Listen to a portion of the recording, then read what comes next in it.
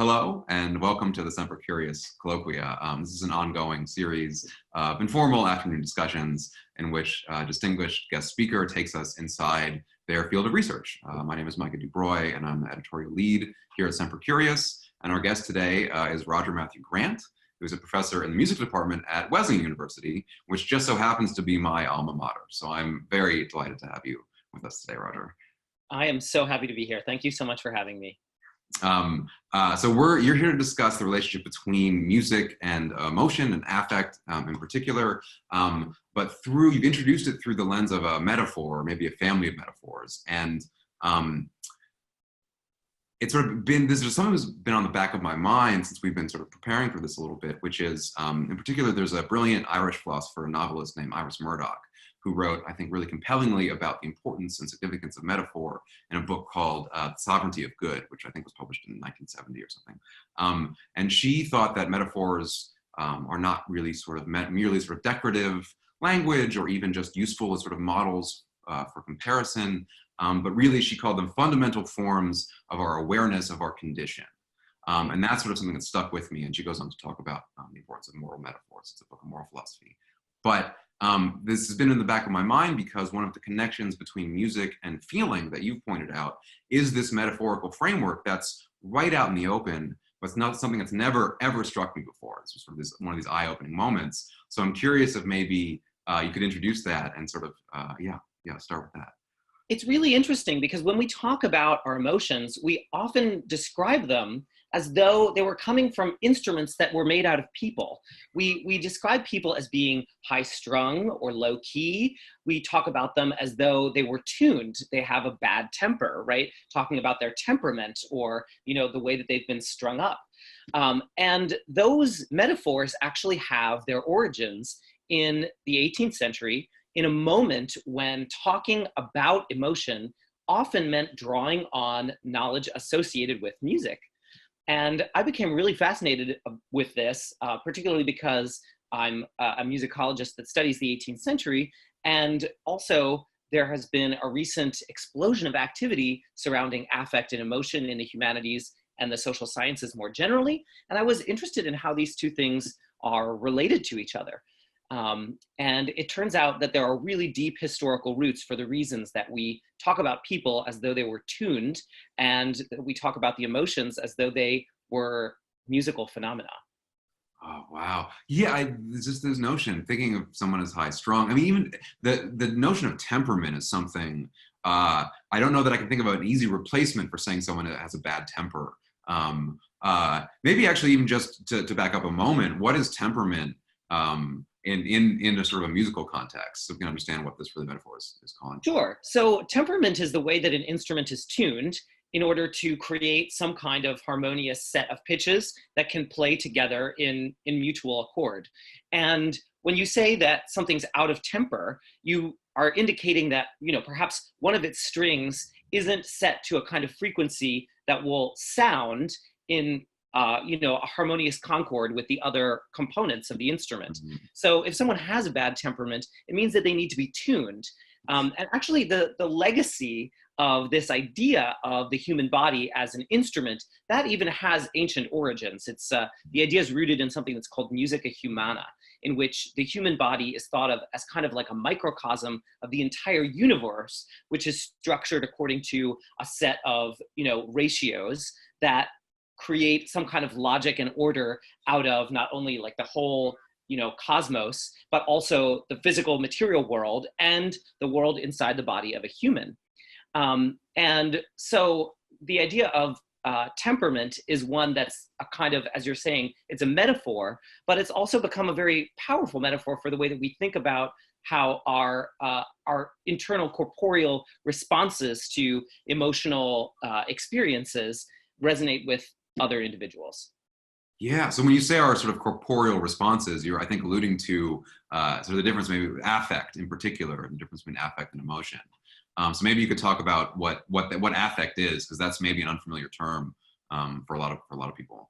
Right. So if you haven't encountered the term affect before, it's often used in conjunction with the term emotion, sometimes as a synonym, meaning that they're talking about the same things, and sometimes with a specific set of differences associated with both terms. So whereas emotions are supposed to be, according to many emotion theorists, intentional, that they like intend a certain object in the world, they're supposed to be cognitive, they're supposed to be kind of discursively construed. Affect is often talked about as being corporeal, like of the body, non-cognitive, pre-linguistic, and says our internet connection is unstable, so I hope that you are still hearing me. I can still hear you, yeah. Okay, good. Yeah, and so the affects are supposed to be precognitive, non-linguistic, and non-intentional, insofar as they don't intend a particular object. They're something that happens to the body on the level of the body. And that's the distinction that contemporary philosophers of the emotions and psychologists, experimental psychologists and sociologists have often drawn. That's the basic kind of distinction between affect and emotion. So what's an example of sort of an affective response? Oh yeah, I mean, affect is the lump in your throat. It's when your palms are sweaty. It's the tension in your back that you feel as you enter a room because you anticipate that there's a charged situation at hand. It is the way that you inhale sharply at the sudden crescendo of a piece of music. And it's, as it were, supposed to occur before your thoughts, your conscious thinking has any chance to tread in and understand what's going on. It's supposed to be just the body's visceral, immediate reaction to an event.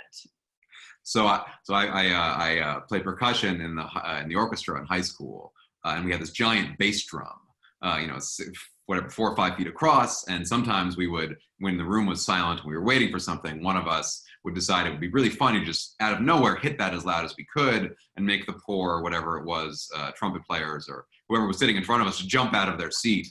That's the kind of reaction you're talking about? I think that's perfect. That's the affect of surprise right there. No, I mean, yeah, engendered by a huge bass thud. That's totally it. And there's a difference too between affect and emotion maybe and mood. Something I'm thinking about. So we talk about when we think about music can improve our mood. It can, worsen our mood in some cases. But that's another player in this game a little bit, right?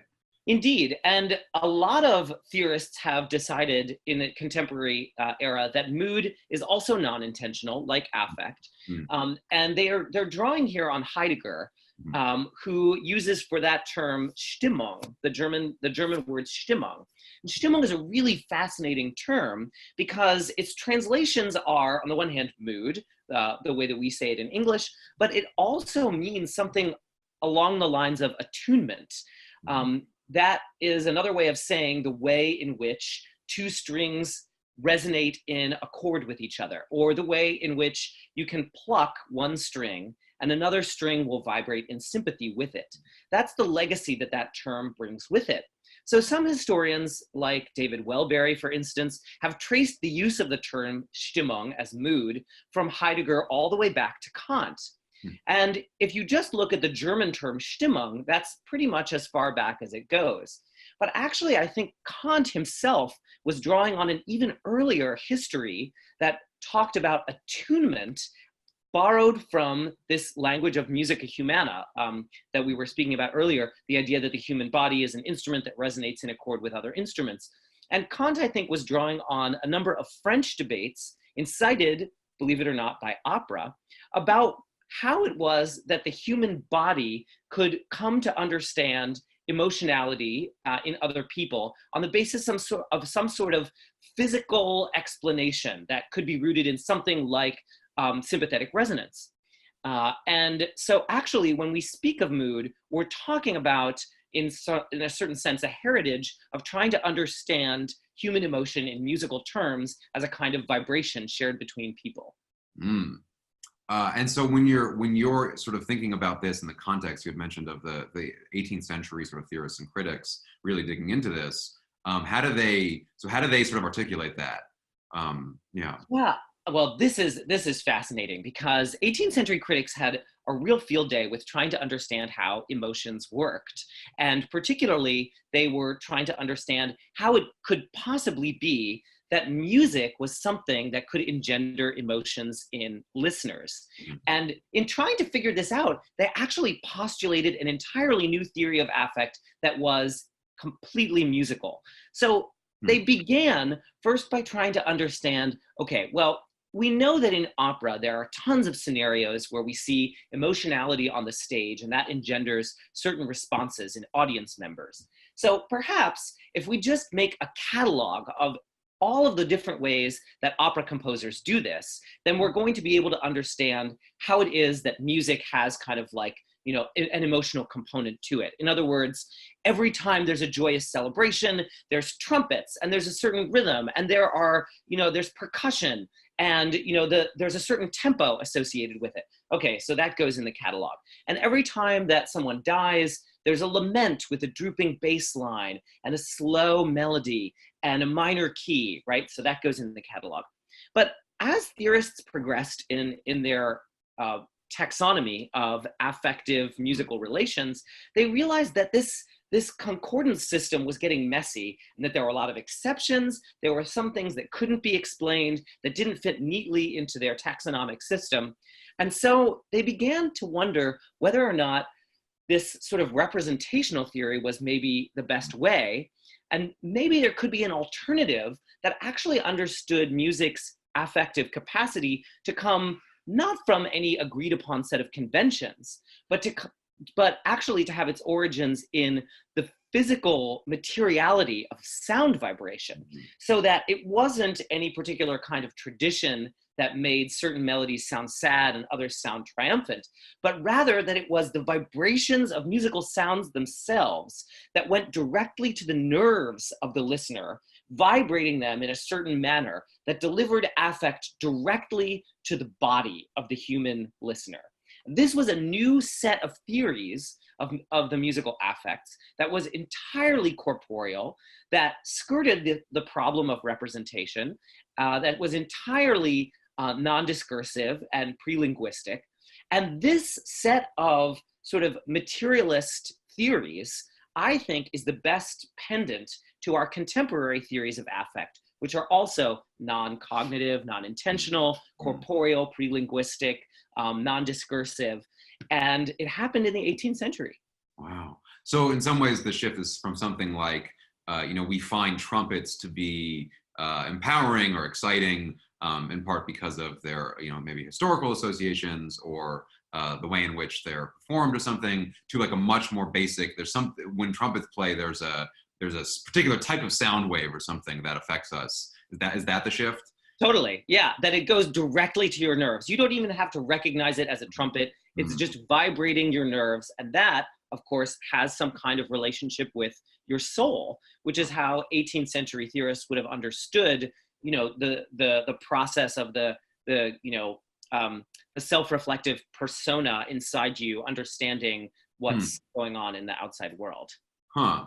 So the sort of emotional core of your identity is sort of has a direct route to the nervous system. Then that was the idea. Yeah, that was the idea, and this is associated with not only kind of like Lockean empiricism, but this is like a sort of general intellectual trend in the 18th century to try to understand the solid matter of the brain, the spinal marrow, and the nerves as being, you know, kind of like instruments of sensation that are our vehicles for understanding the world. And you know, the emotions were theorized along these same lines in the 18th century. Interesting. So actually, I've been thinking we should maybe back up for a moment, because sort of motivate why this move is so important in some sense. Because if we're looking at sort of a linguistic based, or even potentially a lot of visual representational art generally, right? If you're reading a tragedy or looking at a tragic painting, there's direct sort of content. There's reasons to understand why I would be sad in reading a tragedy, because there's specific representational content there, right? It's telling me a story of someone who's died tragically, for example. Right. But instrumental music doesn't have that. That is exactly that's the mystery, right? Why we still get sad when we listen to a ballad or something. This is the heart of the matter, because instrumental music was on the rise in the 18th century. It was new, it was exciting, it was interesting, but it very much confused critics, because in the 18th century, people who wrote about art generally thought that it needed to be morally improving, didactic, and at best, should be a representation of what is good, beautiful, and true in the world. And when you have stage art or when you have visual representations that show you things, you can have all of that because the art is more or less mimetic or imitative. So 18th century critics basically relied on a neo-Aristotelian understanding of art as imitative.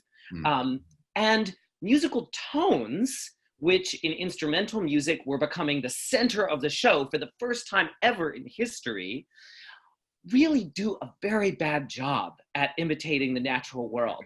Except for maybe a cheap kind of bird call or thunderclap, they really don't show you anything definite in particular, and they're definitely not didactic. One of my critics says, no one walks away from a concert and says, well, that was very informative music. And I think that that's telling because it didn't fall within their understanding of what the arts are supposed to do. So some of them said, well, this is just ear-tickling nonsense. That's another real quote from a critic. Other people said, well, this is awful because it doesn't uplift our souls. It just reaches our ears, so again, it's like corporeal. It's not for your soul. But other critics began to say, okay, well, perhaps what's happening here is something that isn't adequately explained with the aesthetic theory that we have on hand. In other words, it moves me, but I can't understand how unless I enter into a physical materialist explanation for how it reaches my soul.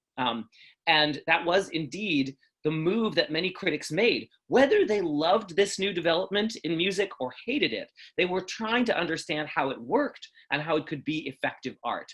So the result of a number of different 18th century debates about instrumental music was the creation of this materialist theory of affect. But was there a change in sort of our understanding of science or the scientific understanding of the body at the same time that coincided here?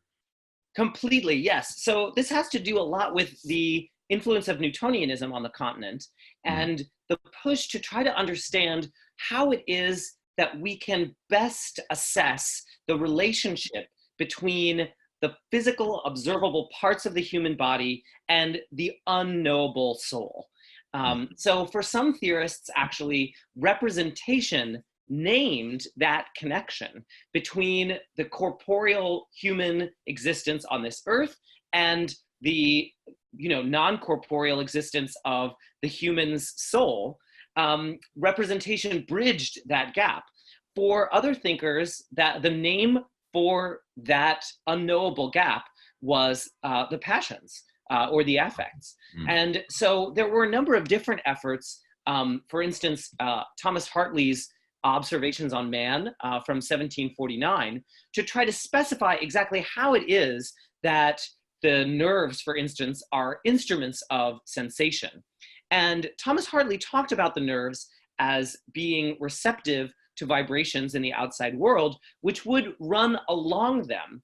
But other theorists, getting very excited about this idea, then took up that notion of the nerves as being sensitive to vibrations and kind of linked it up with that ancient notion of musica humana, the idea that the human body is an instrument, and decided that vibrations don't run along the nerves, but actually that the nerves are sort of like strings on a lyre that vibrate in sympathy with other strings. It doesn't matter that Thomas Hartley in the 18th century called out for people to stop doing this, saying, this is not what Newton intended, this is not how the nerves work. But people were excited about the idea, and so they decided that this is going to be the physical basis for their theory of affect. Wow. But so you mentioned there's this sort of explosion in the 18th century of thinking about this, and then it kind of either goes underground or stops for a while until the 21st century, something like that. Yes. So why does it go away, and then how does it come back? It's true. Well, it's interesting because the kind of associationist strand goes underground, and the theory of the affects becomes associated more and more with physiology and then finally physiognomy, and also ends up kind of in a world associated with phrenology. Oh. So it kind of goes underground in the 19th century. Although there are some thinkers that are interesting to read on this topic, the anatomist Charles Bell in the beginning of the 19th century, and even Charles Darwin, who wrote about the affects in a book called The Expression of Emotions in Man and Animals. But the theory of the affects was kind of revived in the 20th century by a thinker whose name is Sylvan S. Tompkins, who was a psychologist and who had inspired a whole generation of experimental psychologists, of sociologists, and also philosophers of the emotions to think about the affects again. And what's happened since then is that the theory of the affects has traveled from the experimental scientists, from outward from the sciences like psychology and sociology, and back into theories of the arts and in the critically oriented humanities. And what's happened as a result of that is that we're posed with questions, we're faced with questions that are very similar to those encountered by 18th century theories of the affects who are trying to understand music. And this is one of the reasons that contemporary affect theory, as it's practiced in the humanities and in criticism of the arts, sounds very musical. So terminology like attunement, vibration, sympathetic resonance, all of those are still a part of the machinery of affect theory in the 21st century. Interesting, interesting. And so is there an attempt, so given that we've now had a few centuries to realize that our nerves aren't like strings in a lyre, are there explanations, contemporary explanations for the sort of the mechanistic connection here of affect? What does it look like now? There are so many, and they've been really excellently historicized and explained in a recent book by Ruth Lays called The Ascent of Effect, which more or less lays out the sets of disagreements among contemporary theorists of the emotions. She distinguishes between sort of like the affect theory camp, which includes, non-cognitivists like the psychologist Paul Ekman, and the sort of opposing camp, the theorists like Richard Lazarus or Ram Hare, who's a social constructivist, who insist on the object orientation of the emotions. This includes people who are philosophers like Anthony Kenny and Robert Solomon. And what's really fantastic about this is that Ruth Lays is very invested in the contemporary research on affect becoming scientifically responsible, and in understanding where it is that empirical investigations into affect have gone wrong or have been founded on kind of like confused sets of premises. Because I study the 18th century, I assume my scientists should be incorrect. So I'm more interested in the fact that we're given to repeating certain kind of temptations, that we're given to repeating certain kinds of errors in our thinking about affect that have been with us since the 18th century. Yeah, so you're writing a book on this now. That's part of how we sort of got into this discussion. So where do you think, where do we go forward in sort of affect theory and thinking about affect theory? Where do you want it to go? What do you think's next? Yeah, well, and this was sort of one of the points of writing the book, was to find out if there is something that we could take from this musical moment in affect theory's history that could be useful in our contemporary thinking about affect. So earlier, I talked about sort of two stages in the musical theory of affect in the 18th century. A first set of critics that were more taxonomic in their efforts to understand the affects, and that were very interested in analyzing music in order to understand the affects. And the second set of theorists who were more materialist and more focused on the body. So because our contemporary theories of affect are already corporeal, they're already non-intentional and non-cognitive and non-discursive, I wonder if contemporary affect theory might actually take a page from the book of the earlier theorists, the taxonomic theorists, that were extremely invested in the musical objects that engendered affects in their listeners, that were very interested in lavishing attention on those musical objects analyzing them, specifying their component parts. And so I wonder if contemporary affect theory might actually learn something from this. And here I'm kind of riffing on object-oriented ontology that's very interested in the role of objects in a network of actors and actants, riffing a little bit on object-oriented feminism, and on David Halperin's work on the role of sexual objects in the constitution of desire. And I wonder if there might be room for objects in affect theory as the progenitors of affects in human subjects. So we have just a couple of minutes left, I think, but speaking of objects and musical objects playing a role, I think of kind of art objects and artworks in general, whether they're musical performances or visual art or that kind of thing. And then of artists. So artists must have been aware of this discourse, throughout the centuries, and are also thinking about this, I imagine, quite a bit. How have artists responded to this? How have they sort of incorporated thinking about affect? I think it's a really, really interesting question. And the contemporary art world has gone in so many different directions in response to the affective turn. One of which has been to kind of learn a little bit from immersive theater and experimental performance art, such that, especially in the world of visual art, there's been a movement toward participatory culture, the relational aesthetics movement I'm thinking of here. And just to draw one example, a piece by William Kentridge, a noted visual artist, The Refusal of Time, his piece, The Refusal of Time, which was, I think, for Documenta first and then came to the Met in New York, was a very immersive piece that also drew on elements of performance art, and then eventually became an opera, which he called Refuse the Hour, with music by Philip Miller that premiered at BAM in 2015. And so I think there you can see like the sort of becoming operatic of the visual art world. And I think that this is really fantastic because opera itself is learning from experimental performance art and from immersive theater. I'm thinking here of like the Hopscotch Opera, which took place in LA in 24 cars. You'd get into a car and there would be a performance of part of the opera, and then you get into another car. So I think a lot of what's happening is that we're seeing that like different genres in the art world are learning from each other. But there's a tendency toward participation, toward immersive experiences, and toward relational aesthetics. And I think that means that a lot of different areas in the contemporary art world are becoming affective. Wow. And in some ways then more musical. Exactly. Yeah, more performative, more musical. Wow. Wow. Well, I think that's a great spot to end on. So thank you so much, Roger. This has been a real pleasure. If people are interested in learning more about what you're doing and thinking, is there somewhere where they can go to check it out?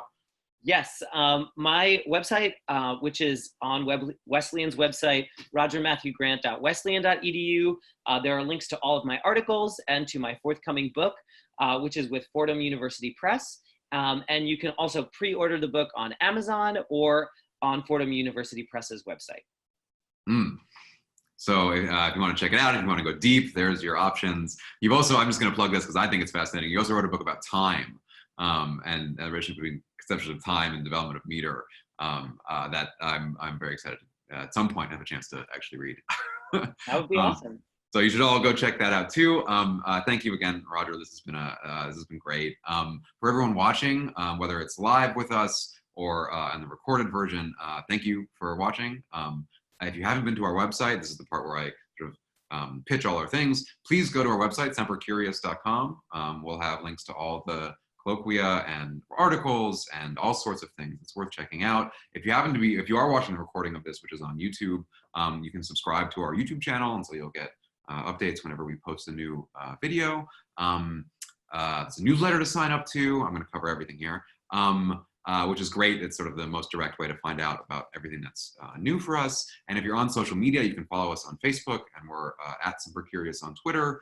And please say hello on social media or in the comments on YouTube. We'd love to hear from you, hear what you think, and maybe we can keep this conversation going in a variety of ways. So we'll be announcing the next one shortly.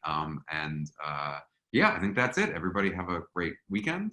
Since this is a Friday afternoon when we're live, and Roger, have a great weekend. Thank you so much. It was really awesome to talk with you about all this. Likewise, likewise.